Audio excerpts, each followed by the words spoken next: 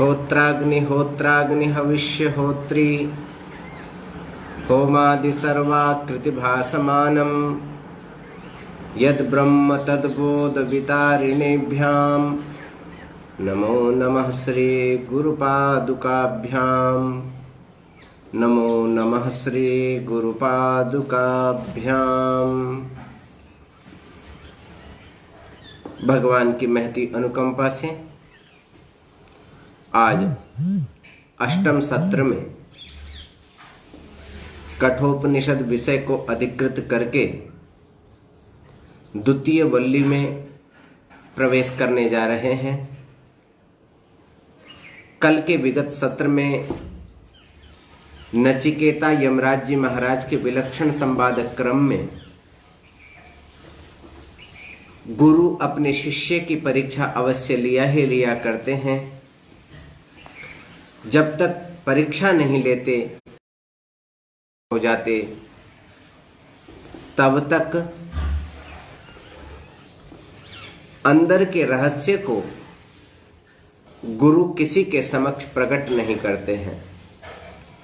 आंतरिक रहस्यों को प्रकट करने के लिए शिष्य का शिष्यत्व उस परीक्षा के माध्यम से दिखलाई पड़ा करता है। अतः यमराज जी महाराज ने नचिकेता की बहुधा परीक्षा ली। परीक्षा लेने के उपरांत जब उनको सफल पाया, उनको लगा कि मेरा शिष्य विचलित होने वाला नहीं है, धैर्य को त्यागने वाला नहीं है, अपितु जिसके अंतःकरण में आत्मज्ञान की पिपासा भरी हुई है, ऐसे आत्मज्ञानी और आत्मा के अन्वेषण के लिए जो सदा तत्पर है, ऐसे नचिकेता जी महाराज के लिए इन्होंने कहा। यमराज जी महाराज ने बोले, क्या बोलते हैं, ब्रह्म विद्या का अधिकारी सभी लोग नहीं बन सकते। जैसे पारसमणि का ज्ञान यदि आपको नहीं है और आपके समक्ष यदि पारसमणि पड़ी हुई भी हो परंतु आप उसका लाभ नहीं उठा सकते, उसी प्रकार से ये ब्रह्म विद्या भी असाधारण विद्या है। इसको न तो सहसा जाना जा सकता है, न समझा जा सकता है, अपितु ब्रह्म विद्या को प्राप्त करने के लिए हमको ब्रह्म चिंतन कुछ ना कुछ अवश्य करना ही करना पड़ेगा। साधु संत महापुरुषों की सेवा करनी ही करनी पड़ेगी। वही ब्रह्म विद्या का उपदेश हमारे अंतःकरण में स्थापित हो सकेगा। नहीं तो उपदेश आपने सुन भी लिया, उससे कोई लाभ नहीं हो सकता। उपदेश को सुने और सुनने के बाद में उसको जीवन में हम उतार सकें, यही विशेषता शिष्य की होनी चाहिए। यमराज जी महाराज ने नचिकेता जी से कहा कि अन्यत् श्रेयो अन्यदुतैव प्रेय,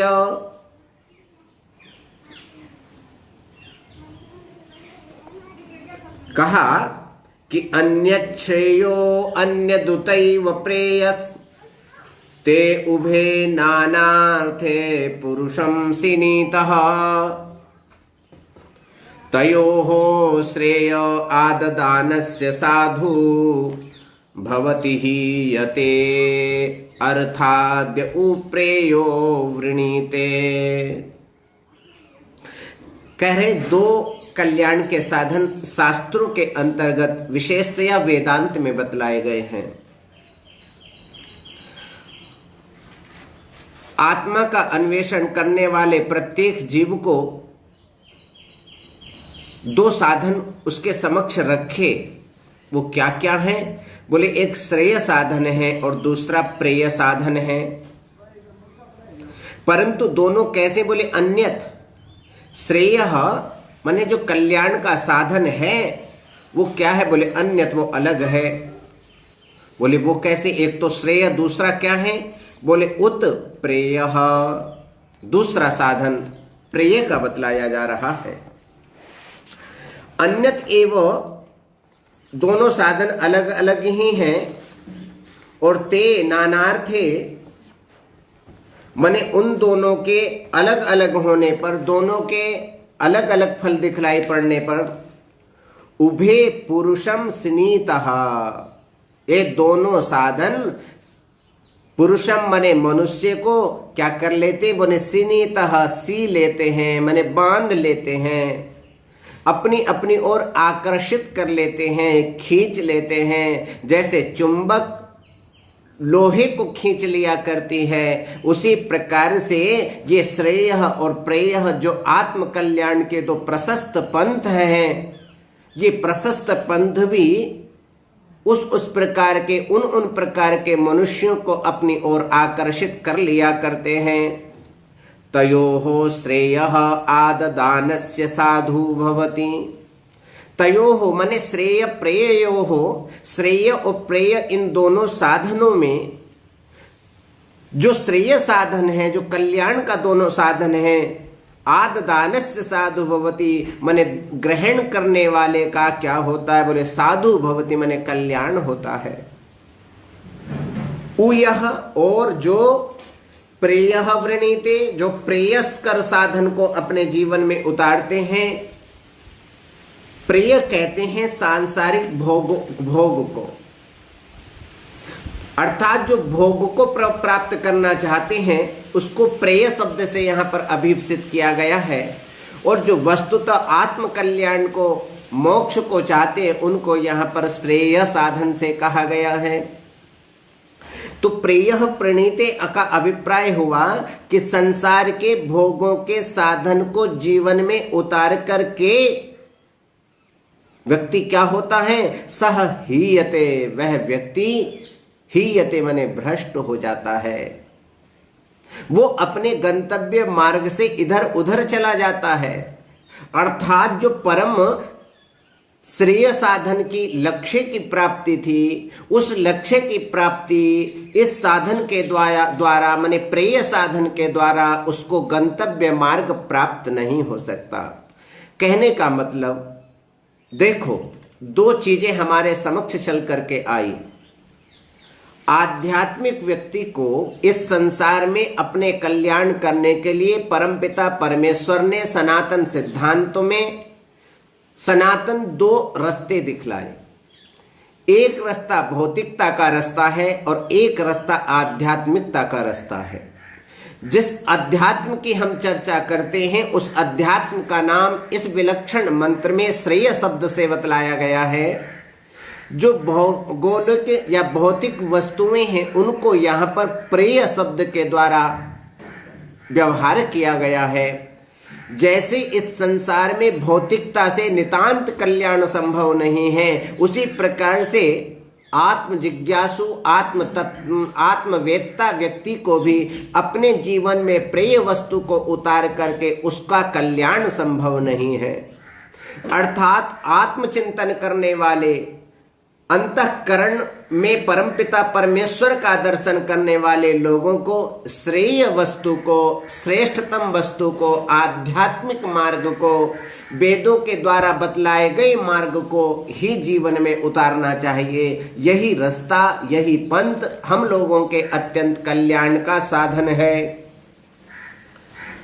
और जो व्यक्ति प्रेय मार्ग को पकड़ लेता है, तो जैसे भौतिक व्यक्ति भौतिक रास्ते पर बढ़ जाता है, उसकी क्या स्थिति होती है, वही स्थिति यहाँ पर प्रिय पदार्थ को प्राप्त करने वाली की भी हुआ करती है।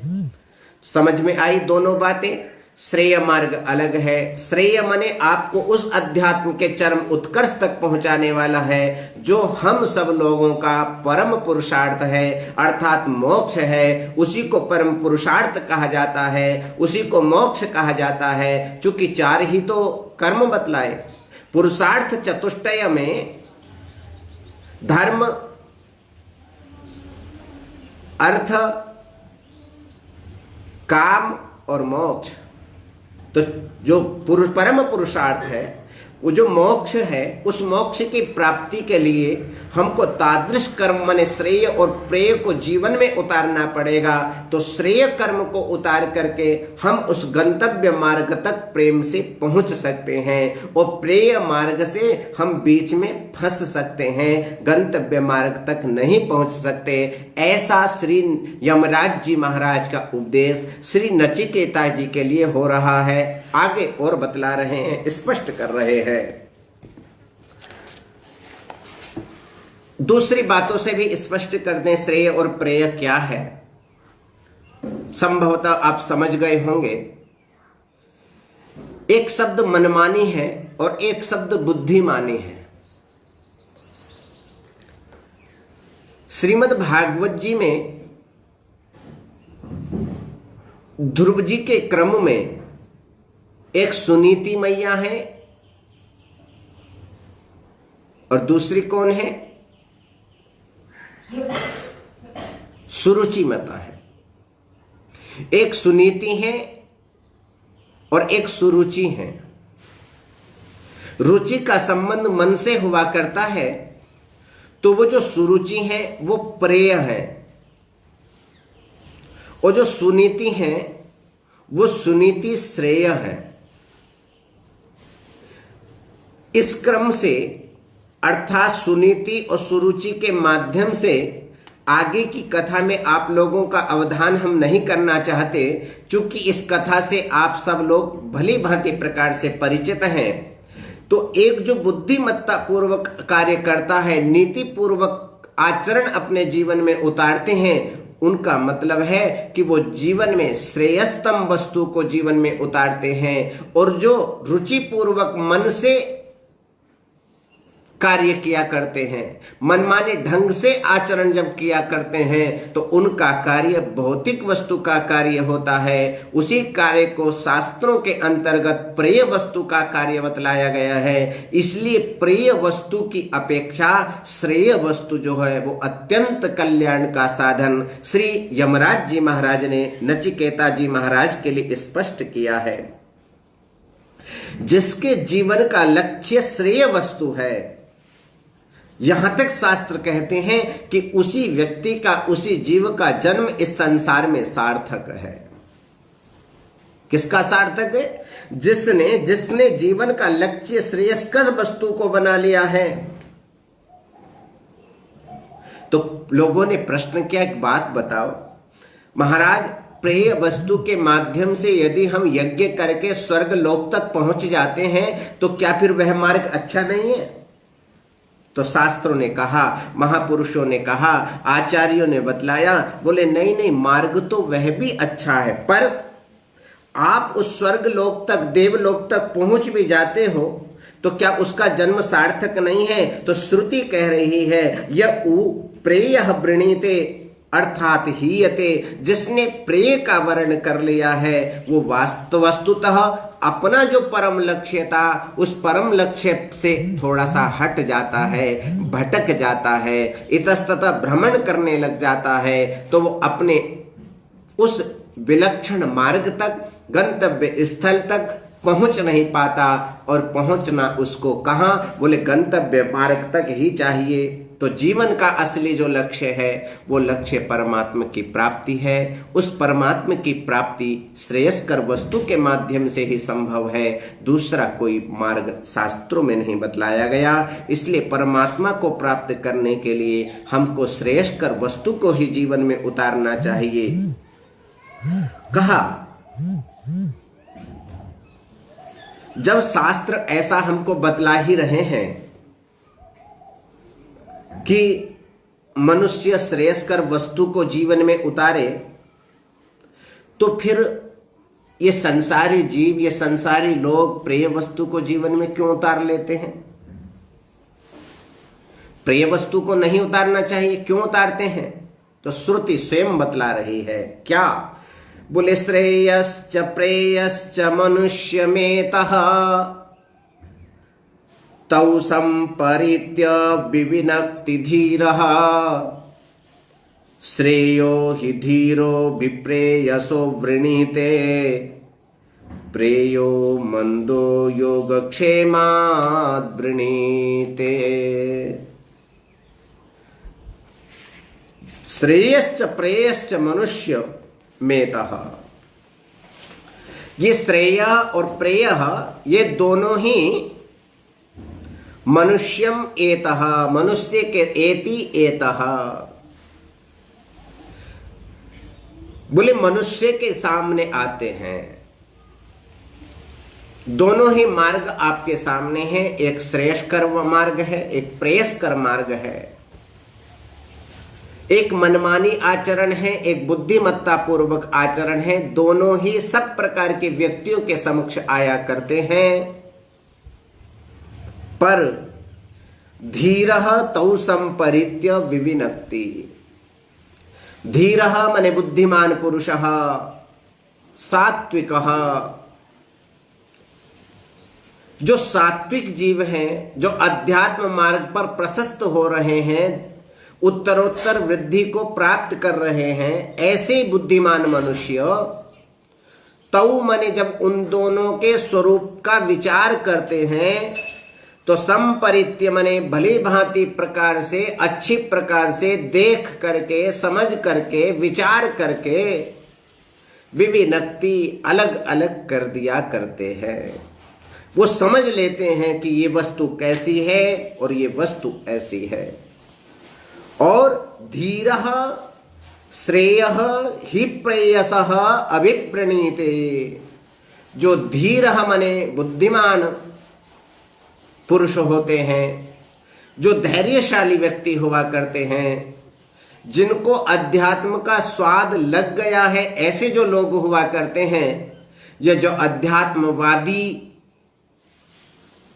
पंथ और पथ पर बढ़ने वाले सात्विक लोग होते हैं, ऐसे जो लोग हुआ करते हैं, श्रेय ही प्रेयसः, उन लोगों को उनके जीवन में श्रेय वस्तु माने परम कल्याण करने वाली वस्तु ही अच्छी लगा करती है।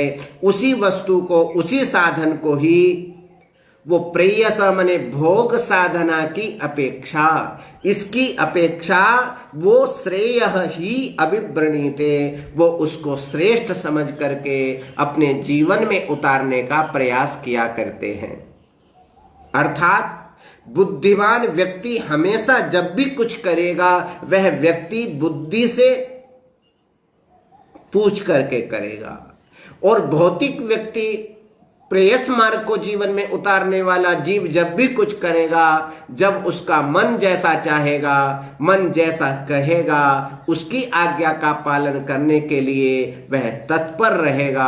अब विचार आपको करना है कि आप श्रेयस मार्ग पर बढ़ रहे हो कि आप प्रेयस मार्ग की ओर बढ़ रहे हो। ये श्रेय मार्ग हमारे आत्यंतिक कल्याण का साधन है और प्रेय मार्ग ये रुकावट उस गंतव्य मार्ग तक, उस परमात्मा तक पहुंचाने वाला साधन नहीं है। अब आपको, हमको विचार करना है कि हमको अपनी यात्रा कहां तक संपन्न करनी है।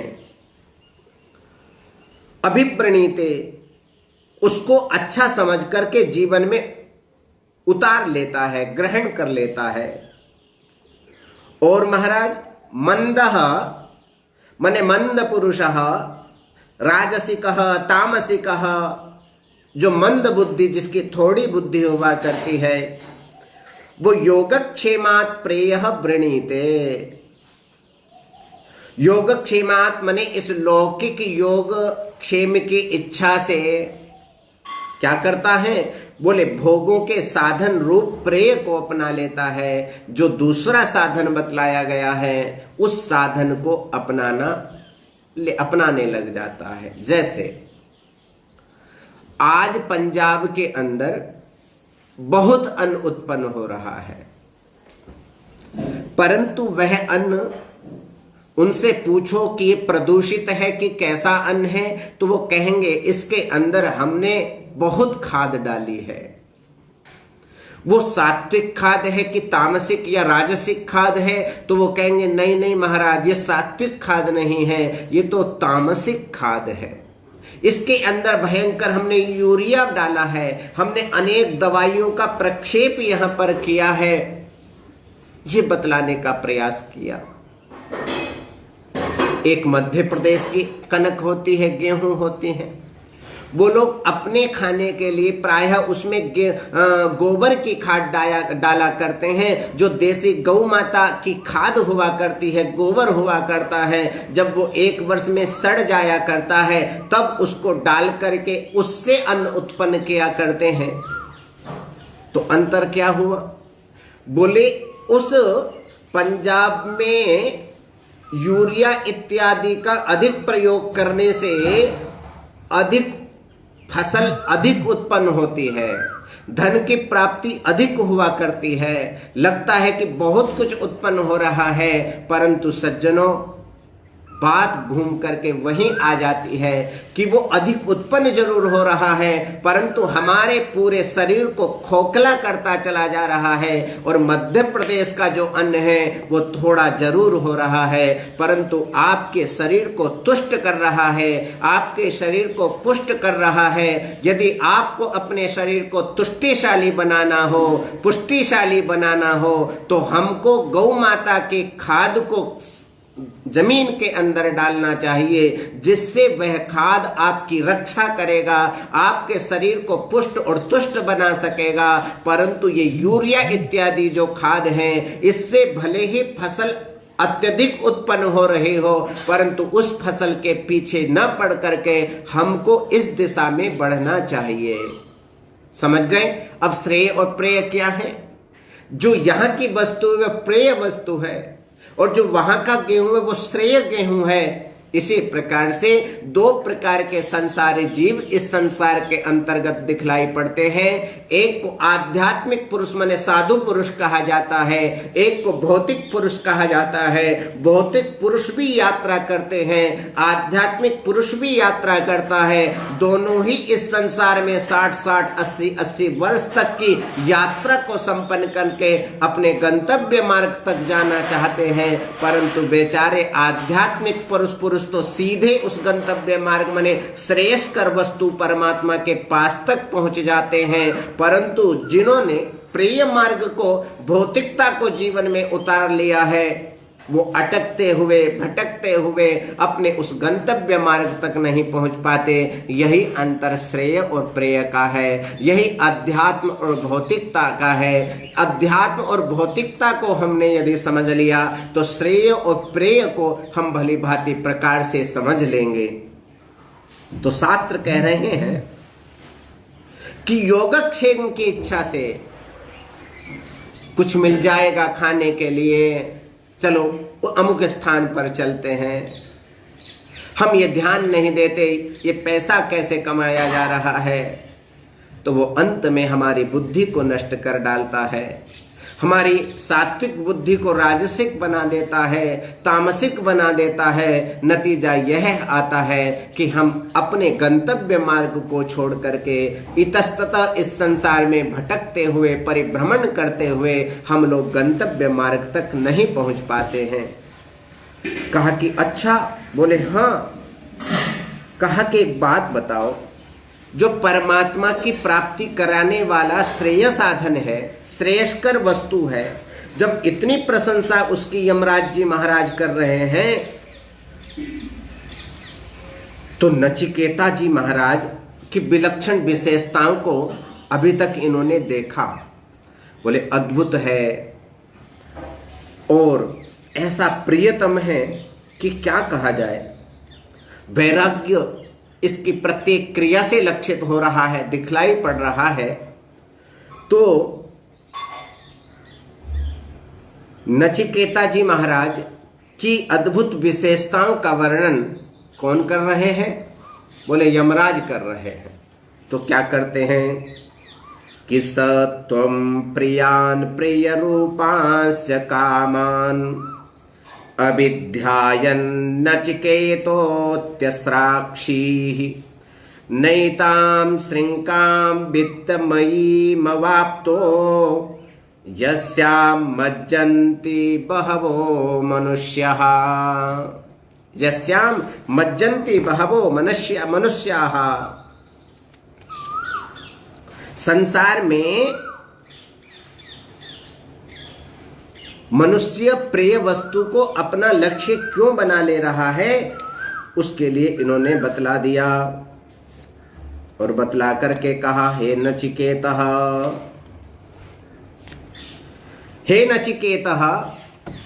अर्थात दोनों प्रकार के मनुष्यों में सह त्वं प्रियांच प्रिय रूपान कामान अविध्यायन अत्यस्राक्षी। अरे नचिकेता, तुम तो निश्चित रूप से ही प्रियांच माने प्रिय लगने वाले और प्रिय रूपान जो अत्यंत सुंदर हैं, सुंदर रूप वाले, और कामान अविध्यायन, इस संसार में और उस संसार में, दोनों संसारों में जो समस्त भोग हैं, ऐश्वर्य है, उनको अविध्यायन माने सम्यक विचार्य, अच्छी प्रकार से विचार करके, भली भांति प्रकार से सोच करके, विचार करके, अति अस्राक्षी ही, तुमने उस प्रियतम वस्तु को अस्राक्षी माने त्यक्तम, छोड़ दिया। एताम वित्तमयीम श्रृंखाम, और इस जो संपत्ति रूप श्रृंखला है, ये जो बेड़ी है, इसको न अवाप्तः, तुमने प्राप्त नहीं किया, इसको प्राप्त भी नहीं कर पाए, अर्थात उसके चक्कर में आप नहीं फंसे। बोले किसके चक्कर में? बोले यस्याम बहवह मनुष्याः मज्जन्ति, जिसमें बहुत सारे लोग, और इतना कहा जाए कि 100 में से 90% लोग फंस जाया करते हैं। यस्याम बहवह मनुष्या मज्जन्ति, बड़े बड़े लोगों को देखा, बड़े बड़े ज्ञानियों को देखा, बड़े बड़े तपस्वियों को देखा, बड़े बड़े साधकों को देखा, अंतः शाक्ताः बहिः शैवाः सभा मध्ये च वैष्णवाः। महाराज जब उनके जीवन में जाकर के देखो तो अपने अंदर के कमरे में, बोले किसके उपासक होते? बोले अंतः शाक्ताः, शक्ति के उपासक होते हैं। जब वो संसार में आते हैं तो बहिः शैवा क्या बन जाते हैं? बोले शैव विराट बन जाते हैं, भगवान शंकर के उपासक बन जाते हैं। और अंतः शाक्ताः बहिश्चैवाः सभा मध्ये च वैष्णवाः, जब वही लोग सभा के अंदर आकर के बैठते हैं तो वो लोग वैष्णव बन जाते हैं। एक व्यक्ति कितने कितने रूपों को बदल रहा है, कभी शक्ति का उपासक बन रहा है, कभी भगवान शिव का उपासक बन रहा है, और वही व्यक्ति फिर भगवान विष्णु का उपासक बन जा रहा है। किसी ने प्रश्न किया कि तीनों बन जाते हैं तो क्या हानि है? तीनों बन जाए भाई, आप ब्रह्मा जी में भी वही पूजा करते हो, विष्णु जी की भी पूजा करते हो, शिव जी की भी पूजा करते हो, फिर अंतर क्या है? पूजा कर रहे हैं तो अच्छी बात है, कर लेना भी चाहिए।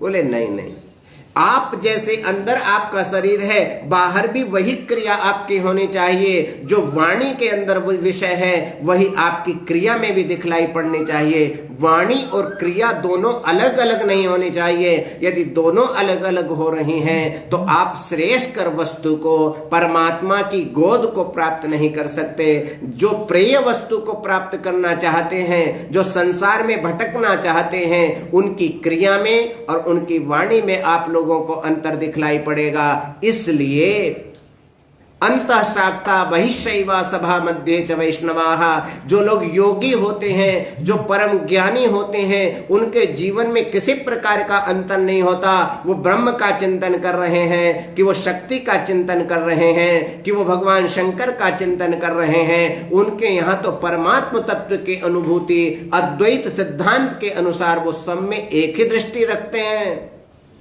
परंतु जो अद्वैतवादी नहीं है, जो द्वैतवादी हैं, जो शंकर को और जो विष्णु को अलग अलग मान रहे हैं, जो शक्ति की अलग अवधारणा कर रहे हैं, उनके यहाँ तो बहुत बड़ा अंतर्जाल माना जाता है संसार के अंदर। इसलिए सज्जनों, यहाँ पर द्वैत भाव रखने वाले लोग ही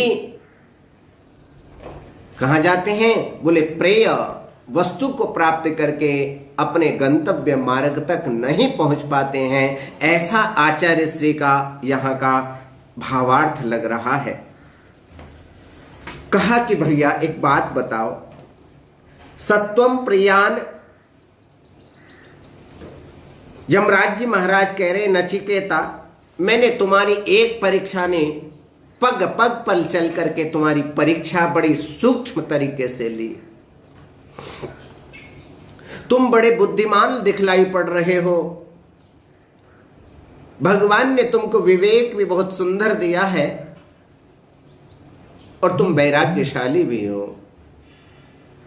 संसार के अंदर प्रायः कुछ लोग बुद्धिमान होंगे तो विवेकी नहीं होंगे, और कदाचित विवेकी होंगे तो वैराग्यवान नहीं होंगे, परंतु आपके अंदर ये त्रिवेणी दिखलाई पड़ रही है कि बुद्धिमत्ता भी, विवेक भी और वैराग्य भी, ये तीनों चीजें आपके अंदर दिखलाई पड़ रही हैं।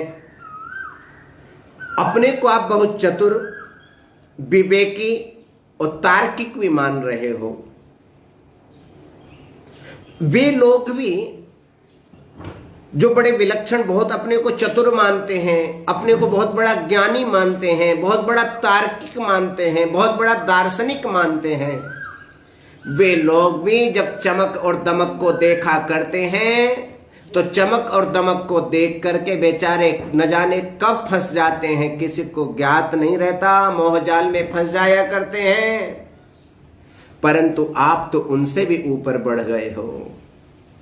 आप उस माया जाल को भी काट करके आगे बढ़ गए हो। मैंने तुमको बड़ी बड़ी लुभावनी एताम वित्तमयीम श्रृंकाम,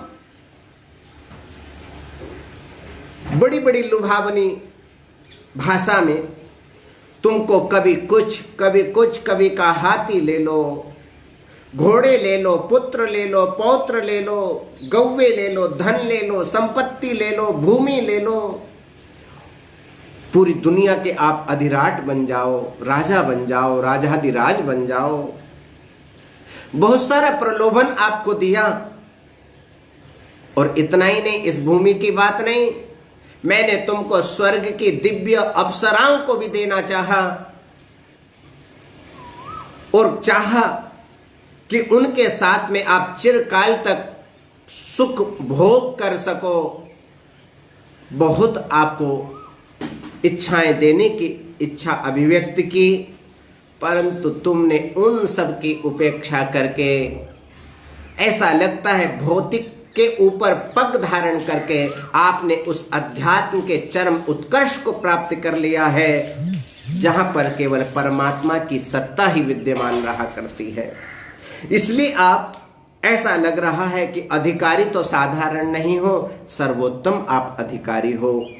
ऐसा आचार्य पाद ने यहां पर बतलाने का प्रयास किया। आगे चलकर यहां पर नचिकेता जी महाराज को यमराज जी महाराज कह रहे हैं कि दूरम एते विपरीते विशुचि अविद्यायाच विद्येति ज्ञाता विद्याभीप्सितं नचिकेतसं मन्ये नत्वा कामा बहवो अलोलुपन्त। या अविद्या च विद्या इति ज्ञाता एते दूरम विपरीते, कह रहे हैं या अविद्या, जो अविद्या है, जो अज्ञान है, अविद्या नाम अज्ञानम, अंधकारम। रात्रि में अंधकार रहता है कि प्रकाश? अंधकार व्याप्त होता है, परंतु प्रातः काल होते ही भगवान सूर्य की रश्मियां जैसे संसार पर आती हैं, वो अज्ञान कहां चला जाता है किसी को भास नहीं रहता। वो कब उड़ जाता है, कब समाप्त हो जाता है, किसी को ज्ञात नहीं रहता। उसी प्रकार से ये जो अविद्या माने अंधकार है, जो अप्रकाश है, जो अज्ञान है, और विद्या नाम माने प्रकाश। विद्या कहते हैं प्रकाश को। विद्या का मतलब ही हमारे इस शास्त्रों में और इस परंपरा में एक बात बताई, दो प्रकार की विद्या है। एक विद्या अध्यात्म विद्या है जो आपको उस चरम उत्कर्ष तक, चरम उस परलोक तक पहुंचा सके। अयलौकिक पारलौकिक इस संसार में और इस संसार में बैठ करके दोनों लोकों की कामनाओं को पूर्ण करके आप श्रेयस्कर वस्तु को प्राप्त कर सको। वो क्या है? बोले उसको विद्या कहा जाता है। वो विद्या ही उपनिषद महाविद्या है जो विख्यात है। एते दूरम विपरीते, माने ये दोनों विद्या और अविद्या, ये दोनों दूरम विपरीते, दोनों एक दूसरे के विपरीत रहा करती हैं। जैसे दिन और रात, जैसे गरीबी और अमीरी, जैसे सूर्य और चंद्रमा, जैसे दिन और रात ये एक साथ नहीं रह सकती, उसी प्रकार से विद्या और अविद्या, जहां पर विद्या होगी वहां अविद्या नहीं होगी, जहां अविद्या होगी वहां विद्या नहीं होगी, जहां सरस्वती होगी वहां लक्ष्मी नहीं होगी, जहां लक्ष्मी होगी वहां सरस्वती नहीं होगी। तो कह रहे हैं परस्पर अत्यंत विपरीत, और विसूची कहते हैं भिन्न भिन्न फल देने वाली हैं। विसूची माने एक विशिष्ट सूची नहीं, विसूची मूर्धन्य शकार प्रयोग किया। ये विद्या अलग फल देती है, अविद्या अलग फल देती है। दोनों का एक जैसा लक्ष्य नहीं है, दोनों का एक जैसा फल नहीं है। विद्या कुछ आपके जीवन में कुछ और करेगी, और अविद्या जब आपके जीवन में आएगी तो उसकी सुगंध अलग आएगी। विद्या की सुगंध अलग और अविद्या की सुगंध अलग। हाथ में आप चमेली का पुष्प ले लो और उसको रगड़ लो, पुष्प को फेंक दो, और उसके बाद में हाथ को सूंघो तो आपको किसकी खुशबू आएगी? चमेली की आएगी कि गोबर की आएगी? चमेली की आएगी ना। क्यों?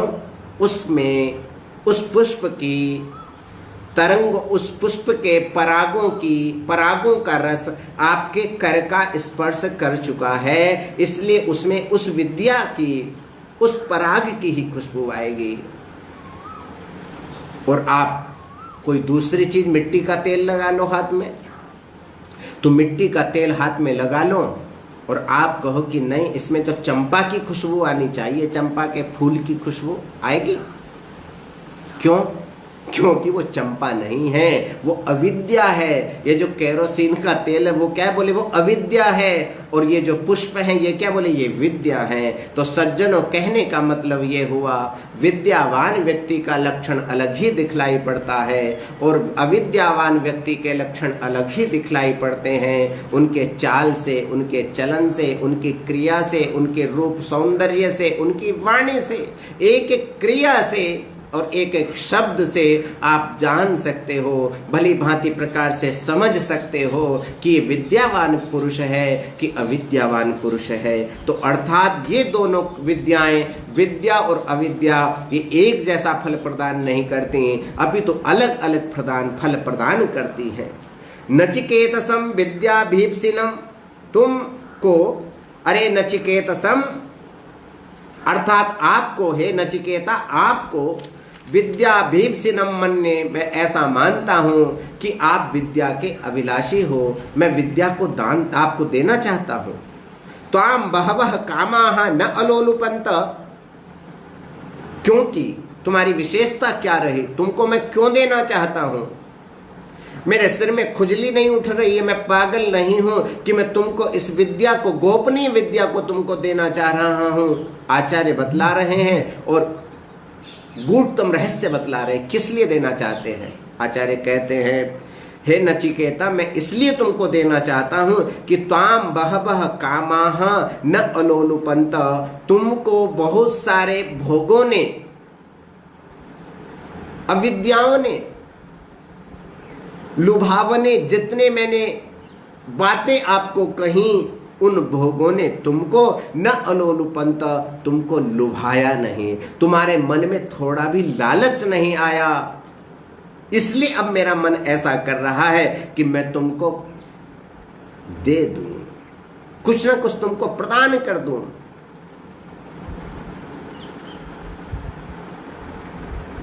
जिस व्यक्ति का मन इन संसार की वस्तुओं में न लगे, समझ लेना कि अध्यात्म के चरम उत्कर्ष को प्राप्त करने के लिए आतुर है।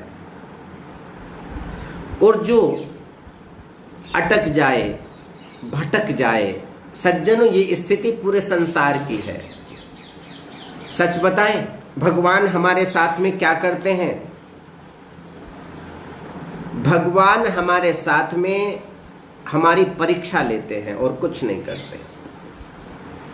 जो उनकी परीक्षा में उत्तीर्ण हो जाता है उसको अपने पास में बुला लिया करते हैं, और जो अनुत्तीर्ण हो जाता है उसको इस संसार में ही भेज दिया करते हैं। कि भगवान हमारी परीक्षा कैसे लेंगे? बोले हाँ, भगवान हमारी परीक्षा लिया करते हैं। बोले कैसे?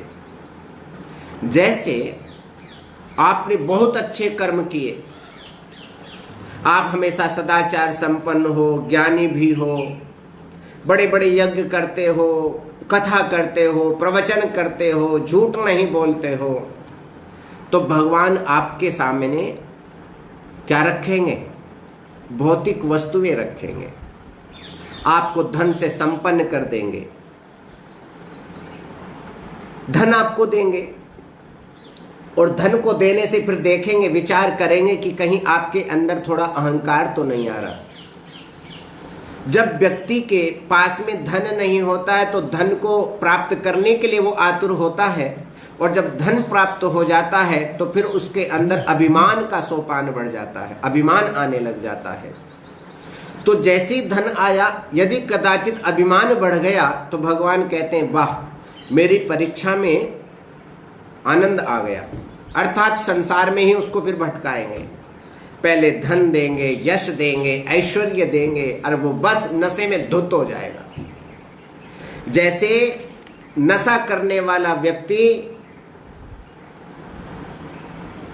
नशे में धुत हो जाता है, उसको ये ज्ञात नहीं होता कि मैं क्या कर रहा हूं, क्या करना चाहिए, क्या नहीं करना चाहिए, उसका विवेक नष्ट हो जाया करता है। उसी प्रकार से भगवान हमारे साथ में, हमारे लिए भी, हमारे सामने भी तुच्छ भौतिक वस्तुओं को गिरा करके, छोड़ करके, फेंक करके हमारी परीक्षा लिया करते हैं। और हमको लगता है अब हमको कोई देख नहीं रहा, तो सोना पड़ा हुआ है, रास्ते में जा रहे हैं, बस सोने को उठा करके बढ़िया जेब में डाल लेते हैं, उसको घर में लेकर के आ जाते हैं, उससे अपने घर का सौंदर्य बढ़ाने लग जाते हैं। भगवान कहते हैं बस तुम इसी लायक थे।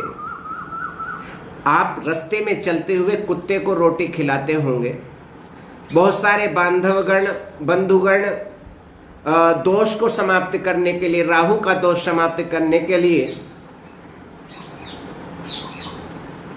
या बलि वैष्णोदेव कर्म में जो कुत्ते की रोटी को छोड़ने का विधान शास्त्र में बतलाया गया है, उसको खिलाने के लिए रोटी दिया करते हैं। कुत्ते के सामने स्वर्ण रख दो, अन्य सुंदर वस्तुएं रख दो, वो नहीं खाएगा। वो क्या खाएगा? वो रोटी खाएगा, जो उसको खाना है वही खाएगा। उतने में ही बेचारा पूंछ भी हिलाएगा, आपके सामने 4 बार आपकी परिक्रमा भी करेगा। भगवान भी हमारे साथ वही करता है। आप यदि रोटी से प्रसन्न हो जा रहे हैं तो भगवान आपको रोटी दे देगा। आप यदि धन से प्रसन्न होगे तो भगवान आपको धन देगा। आप यदि ऐश्वर्य से अपने को सुखी मानोगे तो भगवान आपको ऐश्वर्य का भंडार देगा। और आपको चाहिए यदि यश, संपूर्ण दुनिया का यश मेरे को मिल जाए, तो भगवान आपको यश दे देगा, क्योंकि वो जानता है अरे 100 रुपये की चीज यदि 1 रुपये में मिल रही हो तो कौन नहीं लेना चाहेगा। भगवान चाहते हैं कि मेरे दरबार में कम से कम लोग रहें, मेरे को भी थोड़ी सी सुख और शांति पूर्वक बैठना है। वहां पर यदि 100% लोग आते रहेंगे तो उनका दरबार भरा रहेगा। दरबार उनका भरा रहेगा तो वो फिर कुछ सोच नहीं सकते, विचार नहीं कर सकते। इसलिए परमपिता परमेश्वर किसी को धन दे करके, किसी को वैभव दे करके, किसी को यश दे करके इस संसार का व्यसनी हमको बना दिया करते हैं। और व्यसनी व्यक्ति कभी अपने व्यसन को नहीं त्याग सकता। जैसे चाय पीने वाला व्यक्ति जब तक चाय नहीं पी लेता उसको शांति नहीं मिलती, उसी प्रकार से व्यसनी व्यक्ति को जब तक व्यसन की पूर्ति नहीं हो जाती तब तक वो बेचारा बेचैन रहता है। तो आज प्रत्येक संसार में जीव, इस संसारी जीव वो बेचैन है। किसी को यश चाहिए, किसी को धन चाहिए, किसी को वैभव चाहिए, किसी को पति चाहिए, किसी को पत्नी चाहिए, किसी को पुत्र चाहिए। भगवान ने अपने जाल के अंदर उनको क्या कर दिया है? बोले फांस दिया है। भगवान ने उनको फांस दिया है। इसलिए भैया तुम बड़े सौभाग्यशाली हो, तुम बड़े सौभाग्यशाली हो कि आप इन सब लुभावने दृश्यों को देख करके भी आपका मन थोड़ा भी बेचैन नहीं हुआ, आपका मन विचलित नहीं हुआ। तो निश्चित रूप से आप उस साधन मैंने उस परमपिता परमेश्वर के दिव्य लोक को या परमात्मा को प्राप्त कर सकते हो। ऐसा धर्मराज यमराज जी महाराज के मन में नचिकेता के प्रति दिव्य भाव उत्पन्न हो गए। दिव्य भाव उत्पन्न हुए और दिव्य भाव जैसे ही उत्पन्न हुए उन्होंने कहा कि अविद्याया मंतरे वर्तमानाः स्वयं धीराः पंडितम मन्यमानाः दंद्रम्यमाणाः परियन्ति मूढ़ा अंधे नैव नीयमाना यथान्धाः। बड़ी सुंदर बात यहां पर पिरो दी। कहा अविद्यायाम अंतरे वर्तमानाः, इस अंधकार के अंदर रहते हुए भी, अंतरे मने बीच में, भीतर, इस अज्ञान के, इस अंधकार के, इस अविद्या के अंदर रहते हुए भी स्वयं धीरा व्यक्ति अपने को बड़ा बुद्धिमान मान रहा है। ये नहीं मालूम भगवान ने हमारे सामने टुकड़ा फेंका है और वो उसी में मस्त है जी, खूब मस्त है। प्राचुर्य में यदि धन है तो वो अपने को धनी कहलाता है, जिसके पास ज्ञान है तो वो अपने को ज्ञानी कहना पसंद करता है। 4 माला जप कर लेता है तो कहता है मैं बहुत बड़ा भक्त हूं। क्या हूं? मैं बहुत बड़ा भक्त हूं। तो अविद्यायाम अंतरे वर्तमानाः, उस अविद्या के माने संसार के कामों को करते करते अपने को क्या मान रहा है? अरे मैं इस कार्य में निपुण हूं। ये नहीं मालूम ये क्या है? बोले अविद्या है। क्यों? संसार के जितने कार्य हैं सब तुच्छ कार्य हैं और संसार के कार्यों में ही अपना जीवन लगाना ये क्या है? बोले यही तो अविद्या है। और क्या है? स्वयं धीरा, और इस संसार को देखते हुए भोगते हुए अपने को बुद्धिमान मान रहा है। पंडितम मन्यमानाः, अपने को विद्वान मान रहा है, मैं सबसे बड़ा विद्वान हूँ। 4 शब्द बोलने आए नहीं, अपने को विद्वान मानना प्रारंभ कर दिया। तो पंडितम मन्यमानाः, अपने को विद्वान मानना उसने प्रारंभ कर दिया। मूढ़ाः दंद्रम्यमाणाः परियन्ति, वो मूढ़ा मने जो भोग की इच्छा करने वाले वो जो लोग हैं उनको कैसा लोग कहा? बोले मूर्खा। भौतिकवादिनः, जो वे लोग हैं जो भोग की इच्छा करने के लिए दंद्रम्यमाणा मने नाना प्रकार की योनि मने 84 लाख योनियों में बारंबार बारंबार बारंबार पर्यंत मने जो भटकते रहते हैं। एक बार 2 बार नहीं, बोले जो 84 लाख योनियों का ही आवागमन चक्र चलाते रहते हैं। दंद्रम्यमाणा परियंती, परियंती का मतलब है परितः यंती इति परियंती, चारों ओर भटक करके ठोकरे खा करके गिर जाते हैं। जैसे नशे को करने वाला व्यक्ति सीधे मार्ग पर नहीं जा सकता, वो इधर गिरता है उधर गिरता है, उधर कुछ करता है उधर कुछ करता है, उसी प्रकार से मूढ़ाः दंद्रम्यमाणाः परियन्ति, नाना योनि मने 84 प्रकार के 84 लाख योनियों में कभी कीट बन करके, कभी पतंग बन करके, कभी मच्छर बन करके, कभी सर्प बन करके, कभी गर्दभ बन करके, कभी शूकर बन करके, कभी कुकर बन करके क्या करते हैं? बोले परियंती, इतस्ततः परिभ्रमण करता हुआ, भटकता हुआ वह जीव यथा अंधेन एव नियमानाः अंधाः, जिस प्रकार से, जैसे अंधेन एव नियमानाः, अंधा व्यक्ति अंधे व्यक्ति को चलाता है, गंतव्य मार्ग को तक नहीं पहुंच सकता, उसी प्रकार से अंधा व्यक्ति अंधे व्यक्ति को चलाता है। उसी प्रकार से मैंने अंधे मनुष्य के द्वारा चलाए जाने वाला जो व्यक्ति है, जो जीव है, अंधा माने उस गंतव्य मार्ग तक वो व्यक्ति कैसे पहुंच सकता है? संभव है? संभव ही नहीं है। अर्थात उस लक्ष्य तक न पहुंच करके इतस्ततः परिभ्रमण करता हुआ, कष्ट की अनुभूति करता हुआ, सहन करता हुआ, जब उसको ये बात समझ में आती है, कहते हैं न सांपरायः प्रतिभाति बालम प्रमाद्यन्तं वित्तमोहेन मूढ़म् अयं लोको नास्ति पर इति माने पुनः पुनर्वसमापद्यते में।